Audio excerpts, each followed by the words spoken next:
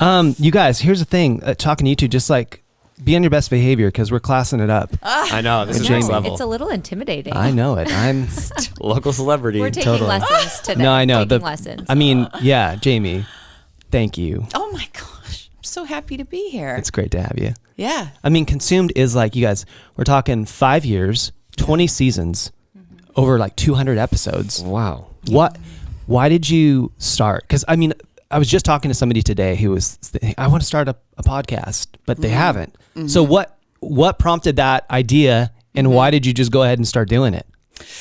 Well, I've been a food writer for a number of years, and that's really how I identify primarily as not audio, but writing.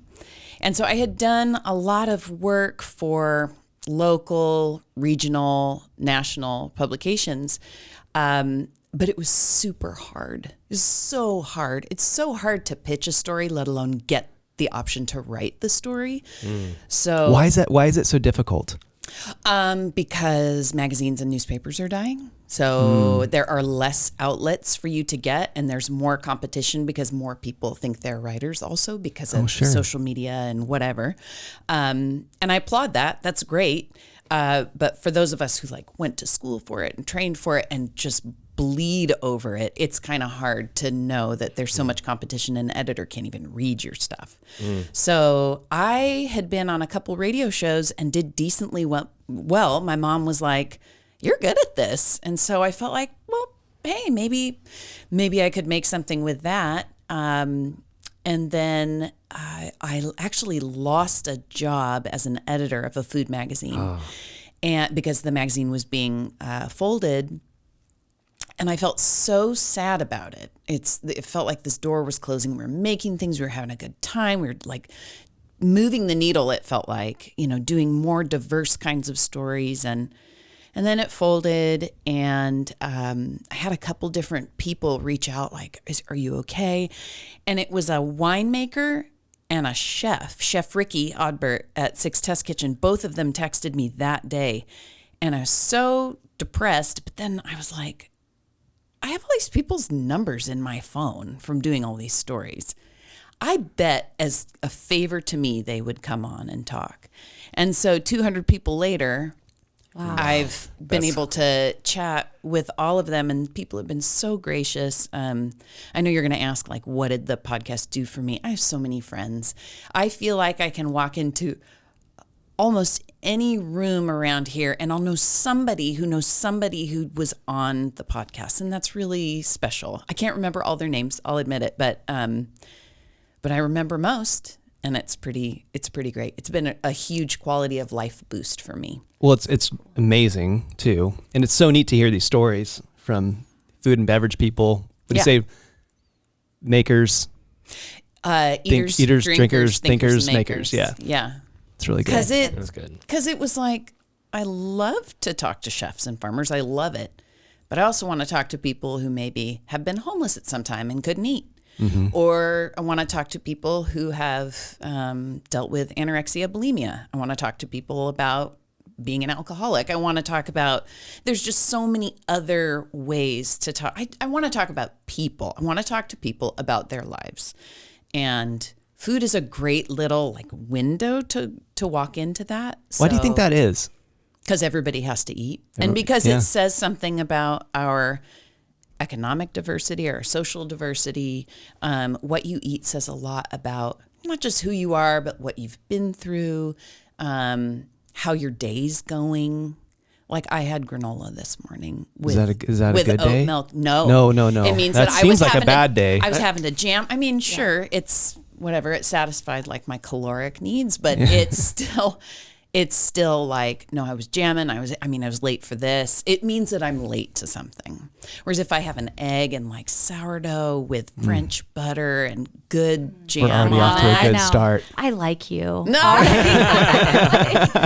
we're talking butter. I know. What's French your butter? brand? All you need to say is French butter, and I'm here. I know. So distracting. People are always kind of a bringing good day. Bobby food. She's the team leader at Keller Williams, and her office is right in the front. And so almost as a sacrificial offer, and people bring don't walk past me without something, without some sort of a snack. Well, what's some of the food. good stuff that food. you've gotten? That's what's fun is people go travel, they try things, they bring me back, little pieces of wherever they've been. Or Ben is one of my favorites because he tries every restaurant on the Central Coast. Yeah. So he's always sending me photos of the food that he's having. But yeah, it's my love language. Yeah. It's where, it matters to me. If you ever want to like get into, what's your sign is one thing you can ask, but like, what's your brand for butter? I mean, I'm Plugra all the way. Yeah, Like that's something that you can get into with some people and it goes deep. Yeah, we right were when having you said that. this conversation about blue cheese. Yes. Oh, I love it.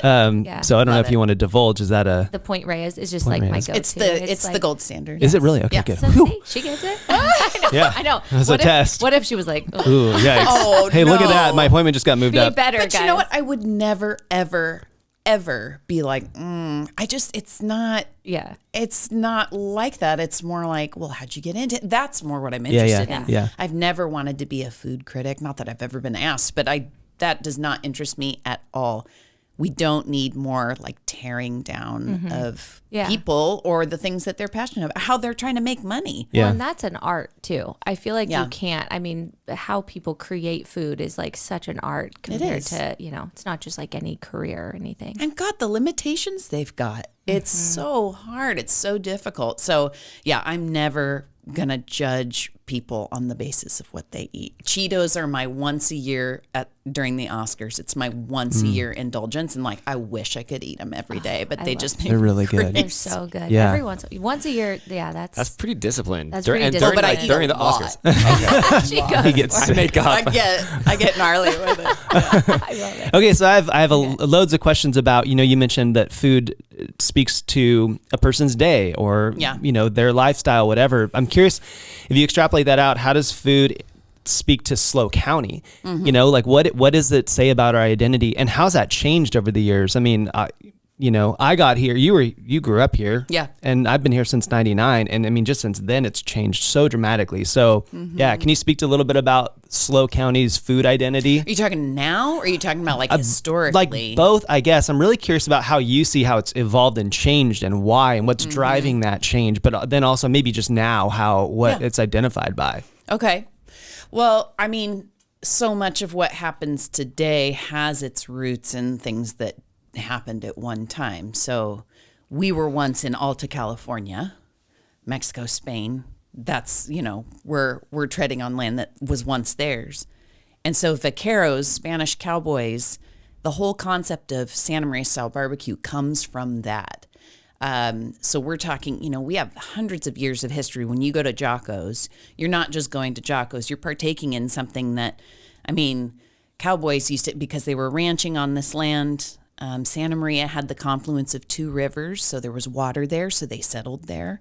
And when you eat, they would dig a pit and they would use willow poles, which are indigenous here, and red oak, which is indigenous here, and they would run this beef over slow, and change the direction of how high or low it was to do this slow cook. And it was always salt, pepper, and garlic powder. And so we eat that way. I mean, we have a lot of West Coast style barbecue here. In fact, it's one of the only barbecue foodways in the West is right here. It's a really unique way to dine, and it's all about hospitality. You ask any of the Elks guys and they'll say it's about feeding a crowd. So we have places like Old San Luis Barbecue and just loads of other ones like that. But that's one way we eat around here, because of the ranching and because of the incredible weather we have here year round. I mean, farmers markets never close. That's remarkable. That's really special. So, I mean, even San Francisco has to put their farmers markets indoors because of weather, and we get to do it outdoors. I mean, think of Farmers in SLO. It's every single Thursday. It's a street fair. The main street. It's crazy to me. Yes. I love that. Yeah. So cool. It's really, I mean, if you've lived here a long time, you might forget how cool that is. Yeah. So, so the bounty is year round. Farming and ag are huge here. Cal Poly has a massive influence on that because of the, Bangin' Ag program there that, dairy, produce, beef, all the different ways, eggs, poultry. It has a big effect. Everybody wants to stay here after they graduate. So and Cal Poly has a startup culture too. So there's this feeling of like, well, I'm going to stay and I'm going to see how I can do this. But also like the coastline, fisheries, oysters, abalone. We have so many ports where you can eat so well, Pismo, Avila, Morro Bay. So I think that all of those things are historically important, but they also play into the new kinds of, the farm to table movement was it was not a leap here the way it might have been in other places. Yeah, it feels like to me there's been dramatic change over the last 5 or 10 years. I mean, like, so for example, Paso Robles. Yes. If you would have told me, unbelievable, like that. So, is that kind of been your experience? Because you're a lot closer to it, and why now, and why there, and do you see that happening in other places? What's driving it? I mean, on the Central Coast, no, it feels very special there. I will say that Atascadero and Santa Margarita are on the same trajectory in their own special way. Mm-hmm. Have you been to Atascadero lately? Mm-hmm. Yes. It's really cool. I mean, I'm really stoked about where that's going. Yeah. I was just in Templeton last night. Templeton's awesome. And Templeton's so cool. Did you eat there? I didn't eat there. Missed opportunity. Maybe. Well, we went to go see my friend Sam Outlaw play. Show? Yeah, I went to a show. That's a great venue. It's a cool venue. Yeah. It's a great spot. So anyway, but yeah, Templeton and Atascadero, it's incredible. We were just at Wild Fields. Oh yeah, Wild Fields Brewery. Oh, yeah, that was so fun. Do you have fun. kids? Did you bring kids? Well, we actually invited all of our past clients to Wild Fields, and we all had great beer and food and played games. Yeah. I mean, it's a perfect place. Yeah. For people to come gather but. Like what you're saying about Atascadero, it's like they've really tried hard. I think the city council has and worked so long to get this kind of movement happening. And now it's like, oh yeah, it's really happening. Yeah, because you'd look at the sunken gardens and be like, this is beautiful. Why isn't anything happening? Yeah. Why isn't this inspiring change? Dentists' offices. So many dentists' offices. That one.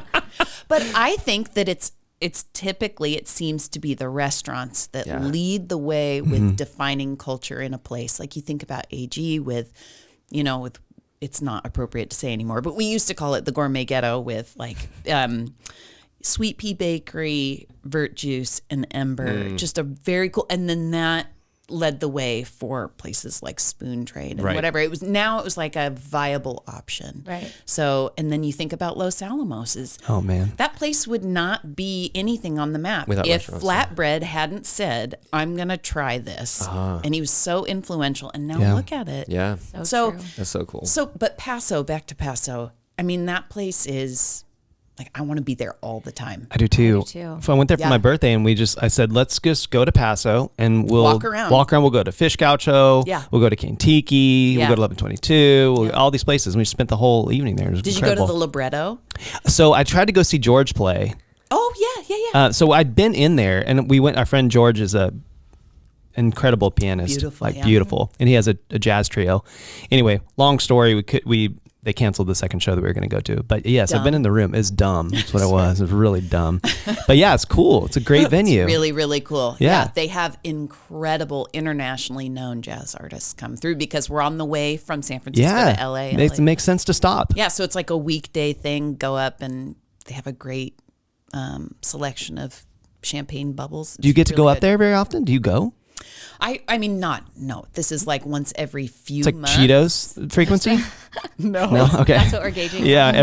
More often than that. Okay. But yeah, life is busy. I don't get out nearly as much as I'd like to. But Paso, walking around there, I did a story on Cane Tiki Room because I was like, what is happening here? Yeah, right. What is happening? There's like a tiki god that was made by some woodworker out in the sticks, and it's got like not fire, but steam that comes out of it or whatever, dry ice that comes out every couple minutes, and this song plays. What is happening here? It's so not traditional Paso that we grew up with knowing about.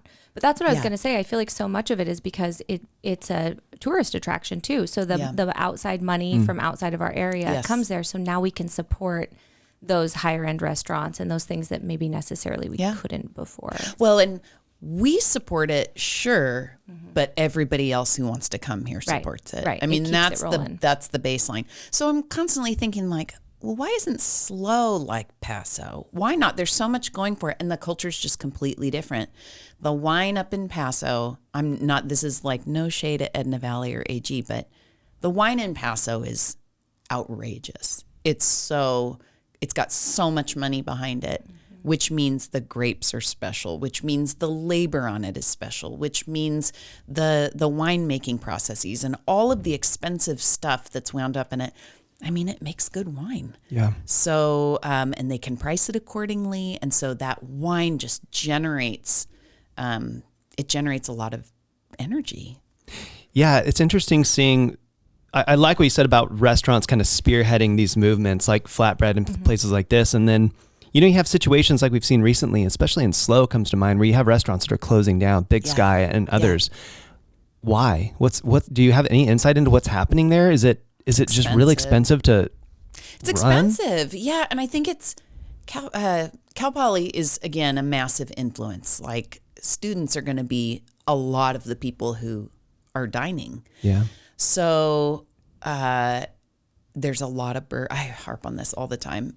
There's a lot of beer and there's a lot of burgers and there's pizza and there's tri-tip sandwiches, and those do really, really well. Firestone Grill is not going to close anytime soon. But places that are like Big Sky, it was such a pioneering farm to table, vegetarian, vegan options, locally caught fish, global flavors. They were so on the forefront of that. When I was in high school, they opened and it was really special. And then somehow they just didn't keep up with that. And their attraction got, I don't know. So marketing is a big part of it. Staying on top of trends, I suppose, competitive pricing for the consumer while also managing your own costs. You can't shop at farmers market cheaply. Right. Like I know that from cooking at home. It's just not the same. Right. So if you're trying to put that on the table as one of your benefits for people dining there, well, then you better have a plan for how you're going to make that work.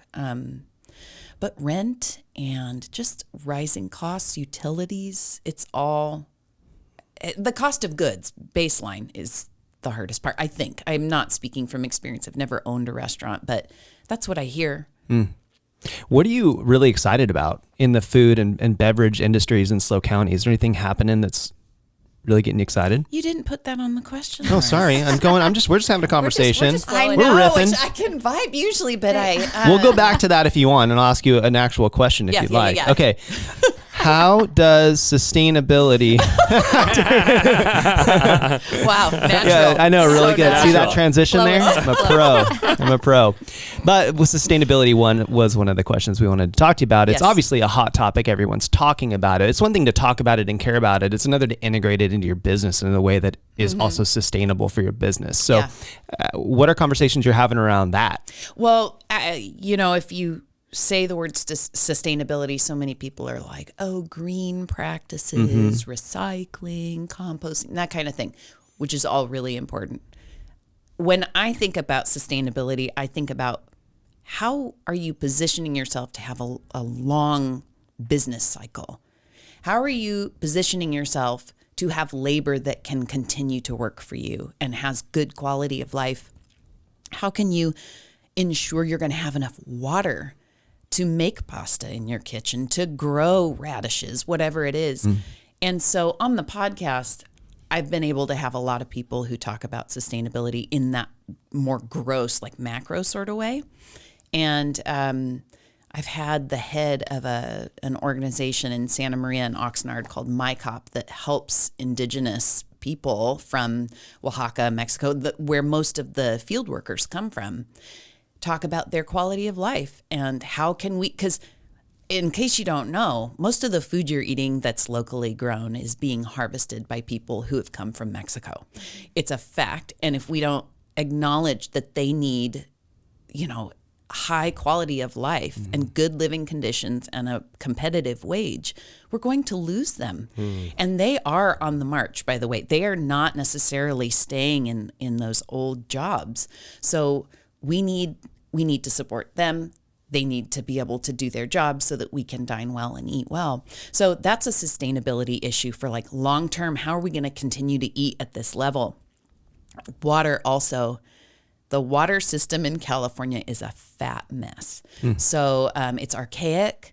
It's not going to make it the way that, it's going to outlast. It's not going to live through its the life cycle that we need it to. So talking about water, drought, access to water, sustainable practices with that, not just taking shorter showers, but like, where is it coming from and how is it getting here? These are fundamental to our ability to eat well. Who's thinking about that stuff, like spearheading innovative solutions for that kind of thing? Well, I don't know. But I mean, talk to your water treatment people. They are incredible. Take a tour of the water treatment plant in San Luis Obispo. It's like the best free entertainment out there. Just don't inhale too much. Yeah. But the person I talked to on the podcast, her name is Brittany App. She's a phenomenal human being, but she made a film called Where There Once Was Water. It's a feature-length documentary, and she lives in North County, and it'll put the fear of God in you. That's a really interesting topic. I mean, when I think of sustainability, and I think when others do, and talking about sort of planting the right way and growing organic and recycling, it's all sexy and you get this moral dopamine hit. Yeah. It's like, oh, this feels good. But talking about like where water comes from, it's like, ugh, that's not sexy. Doesn't that feel uncomfortable? Yeah, it's very uncomfortable. And so I'm like, rather not. People who work in fields, like these are, but it's and they can get political. Yeah. But eating is political. I mean, everything's political. Yeah. You gotta, if you're gonna talk about sustainability, what you're doing is essentially you're talking about what you're willing to give up. And that's not comfortable. Right. Oof. So this is why How you doing, Bobby? I'm good. I know. I'm like, I kind of just want to go have lunch with you and actually. Yeah. It's not this fun. she's awesome. Well, I have lots more questions. Well, go for it. No. Well, first of all, can I just ask? Yeah. What is this on your arm? Oh, this is the word allow. I went through a lot in the last, I would say, 2014 was the worst year of my life. So whenever that was, 10 years ago, went through a lot of internal and external change. And there's a poem called Allow by Dana Foltz that is so absolutely beautiful. One of the lines is resist and the tide will sweep you off your feet. Allow, and grace will carry you to higher ground. So I needed that at the time, and I'm so happy I have it. But I admit, little tattoos, you can kind of forget they're there. Well, yeah. When you went like this, I was like, because I was thinking that was first. I thought Alan, and I was like, oh, lucky guy, whoever Alan is. Alan. And then funny. When I realized it was allow, I was like, I'm sure there's something good there. It seems like. Yeah, this is all, there's so much heart in everything that you're doing. I feel like it's all got to be intertwined. So it's really a fun conversation to have. Yeah, thank you. Yeah, I don't have much of a filter. I appreciate that. I don't know. I mean, sometimes talk to Jake, my husband. I think he'd like a little more filter. Okay. He's made it this far. He's such a good guy. Travis and Jake are friends. We need to rekindle that bromance for sure. I miss that guy. I know. He's awesome. So good. He is just so solid. What would I do without? He's just a rock. He definitely wouldn't be stoked on an Alan tattoo, though. He's not going to be pumped on Alan. That's for sure. I'm going to call him Alan every time I meet him. I know. I should just call him. Yeah. Sorry, Jake. Alan. Oh, that's so funny. Well, let's talk consumed a little bit more. And then I'm curious, what has it done for, so let's take our context. You kind of start something like this and you're grinding through episode after episode after episode. And then you look back and all of a sudden you have this library of these amazing people you've talked to and the stuff that you've done. And then you meet people on the street who are like, oh, I listened to this podcast you did. And it's like, oh my gosh. Nuts. It's not just my mom. Still so shocked. So shocked. Yeah. Shocking. But I mean, what have been the most, I don't know, interesting or surprising things that have come out of consumed for you personally or professionally, I guess. It's the first time I've ever gone out and made something that is personal, like writing about chefs or whatever. That's about them. It's the first time I ever put myself in front of any kind of media, and it is so scary.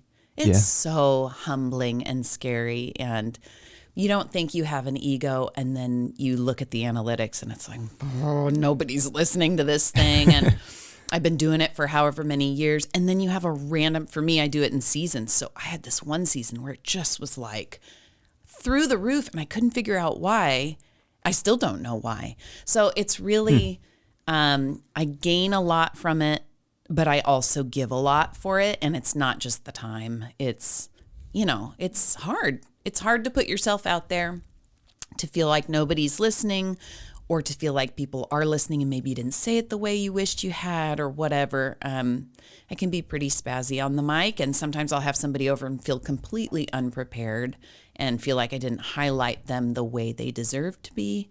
So I just have a lot of, I don't know, it will challenge your sense of competency. What keeps you going then? Helping other people talk. Like, everybody wants to be heard. They may not know it, but sometimes when I invite somebody, they're like, what will we talk about? And I'm like, don't worry, we'll get there. But they're like, nobody wants to hear from me.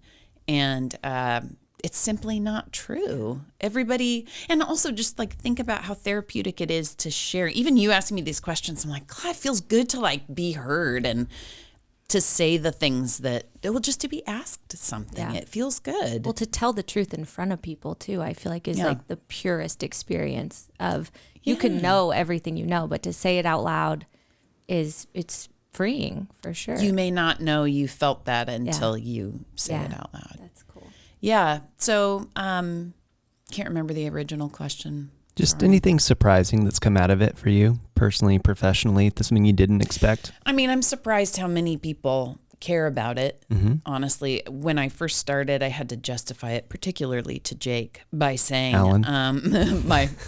Jacob Allen Lewis. I had to justify it to him like, look, maybe nobody will listen to it, but if we could think about it as like an audio log, like a time capsule where, nothing on the internet ever dies, really. So I am logging hours telling what it's like to eat in San Luis Obispo County or the Central Coast in 2019. And we just have to like close it up, be proud of it, and just let it go. Like whatever ends up happening with it is cool.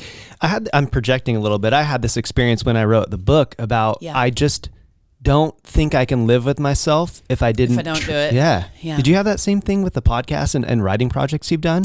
Less so with the podcast. That was more like, okay, this is something I think could be fun, but I am writing a book right now. And whenever it's hard, I think I can't not do this. Not because I think everybody else wants to read it, but for me, I really, really need to do this. Yep. It's far harder than doing a podcast. Yes, it is. You know? Yeah, but it was for me. I didn't know, and nobody read it, and I don't care. I mean, people read it. I read it twice, but people read it. But it was for me. Like it almost didn't matter if anyone read it. Like I needed to know if I could articulate what I wanted, if I had a voice, and if I could do it. And and since then, so many people like the podcast say, "Oh, I want to write a book." Yeah. It's like, well, Anne Lamott, Bird by Bird, like that book. It's so crazy that book appeals to everybody, not just writers. Yeah. Because she's so damn good. She's so good. She's so good. I love her stories so much, particularly Out of There. That's an important book. She's put something very important into the world. So what do you hope for the future of Consume then? Are you do you think about it much? You just keep going, or do you have... Okay. I think about it. I'm sure you do. Video. Dang it. Yeah, you can see my face. I love that. Here she is, world. Here I am. Well, it's so all-encompassing. It takes over my life 4 times a year. So I am trying to write this book. No, I am writing this book. Nice. And the podcast gets in the way a little bit. So I am trying right now to kind of take it season by season and see where it goes. I just put out a season of like retrospective, short short little episodes with clips from people, and it's good. It's fun, yeah. And I edited it myself, which I generally don't. I usually have a wonderful editor who helps me, and it was just a bear. It's a bear. So, yeah, I'm trying to find ways that they can work together, this book writing and this podcast making. Can you say anything about the book? Yes, totally. The more I say about it, the closer I get to actually completing it. It's called, at this point, it's called Questionable Taste. And it's it's essays about my life with kind of like a Where's Waldo food in them. So, does that make sense to you? Yeah. I'm reading it. Any idea when you want to release it? No, but I know it will take at least 2 years because I'm trying to get a traditional publisher. Yeah. And so I'm landing stories. I just found out I have a personal essay being published in the Washington Post. Wow. Oh. So I'm really, and it's about yelling at my neighbor. Oh, and I cannot wait to put a copy of it on his doorstep. Oh my gosh. It's a good story, but yeah, I'm trying to build up those kinds of things so then I can get an agent who can then we can do, book proposal and all of that. So it's going to take a long time. Yeah. Well, excited for it. I know. I'll be ready. Will you come back when it of comes course. out? You got to get her on the hook now because she's going to be busy later. You may read it and be like, this is inappropriate. We don't want to talk to her. And that's fine. It could be, but even if it is, we'll have you. We'd love to talk with you. Okay. So good. 4 questions we ask every guest now to get to know you a little bit better. One in particular, I think we're really curious about, and you might have to be a little bit careful. I don't know if you can name favorites. Ask that one first. You want to? Yeah. Okay. Describe. What is the best way for people to get in touch with you? Yeah. That's the scariest. That's the scariest one, right? So let's not start there. We'll end at that one. I'll start with number 3 first. Describe your ideal day on the Central Coast. Okay. So I like to wake up early. I would do that and then probably take a run through downtown, slow, or around, Sinsheimer bike path. And then the beach would be involved in some way, whether I'm like getting coffee in Avila or Cayucas. I would really love if it was nice weather out. I'd spend maybe 3 hours at the beach, just sunbathing. And then Jake is with me for all of this, by the way. Then I love a good soak at Sycamore Hot Springs, $23 for an hour. In the hot springs. It's just real great. Has a bit of a reputation, but it's like you're under the sycamore trees. It's stunning. I would for sure go to Paso to eat. Although maybe the Range in Santa Margarita. I don't know, but Paso, kind of like your birthday. Yeah. Walk around, see what's going on, show it the libretto. Yeah, something like that. I also love the drive from Paso to Cambria. Oh, yeah. Gorgeous. So in this perfect day, it's all green. And I think this perfect day is today. It's nice out and it's green. Yeah. So. Plus, I'm doing this with you guys. I mean, I assumed it would be on the list already. I didn't want to say anything, but I wanted to see it. Yeah, hanging out. Yeah. I feel like there's something missing. But yeah. Oh, and I would definitely have some kind of movie in there. I mean, how long is this day? I would have a movie. You have 24 hours. It's your day. Yeah. A little indie movie at the Palm. Okay. Yeah. Great. Man, what a day. What a day. I know. So now, rewind. Question number 1. I'm going to go to 2. Oh, this, I love this. We're off script here. Especially with this like book and stuff. It's like, there's got to be some influential people in your life. And I'm like curious. We've never had anybody say something like negative. Like any negative. Are you expecting something negative? Like there could be an influential person that was like a negative person that made you go the other direction. Not that you have to answer. No, but I'm like, I was just like, she has like this deep dynamic. And I'm like, she might surprise us. This Jaime but Lewis. There's no pressure. A negative influence on my life. Or positive. Let's go. Can we just go with that for a second? Like a negative, yeah. Well, sit with it. Yeah, sit with it. Oh gosh, I'm thinking about like my biggest insecurities, something like that from childhood or something. Well, I had a teacher called me a cow.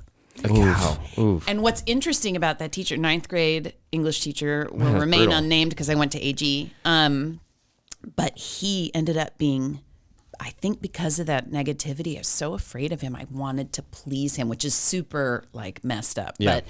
But I ended up getting into literature. I ended up getting into a lot of things because he was so mean. Isn't that weird? That's crazy. Yeah. So that was negative, but ultimately positive. Yeah, give us a positive person. Give us a positive person. My mom is just, there's nothing like a mom, you know, so supportive. I was talking to Jake and my kids the other day, and I said, who's somebody who will love you no matter what? It's me, right? To Jake. And he was like, actually, I'm pretty sure, like, if I committed murder, you'd be like, I can't talk to you right now, but my mommy will always love me. And I loved that. So, yeah, That's my cute. mom, who is just so supportive, you know, anytime I write something, she's like, it's the best thing that's ever been written. It's pretty cute. Without someone like that, I don't know how you would take a chance on anything. Yeah. So true. Yeah. That can fuel you.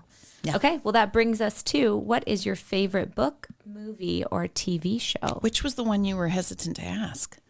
Yeah. Well, Or you were most interested in? The Ideal Day on the Central Coast, because we always ask, because they leave the food out. Yeah, like what? We're like, Which guys, I also kind of did. You did, which was a little disappointing. Well, but let's back up we can for a back up to it. But I wanted to hear, because of anyone, we want to hear more about food. Okay. Yeah. All right. So there'd be a big combat between Jocko's is like home. The small Spencer, the baked potato. Yeah. And then I also love the range, which is also steak, the coffee crusted ribeye, and the goober pie for dessert.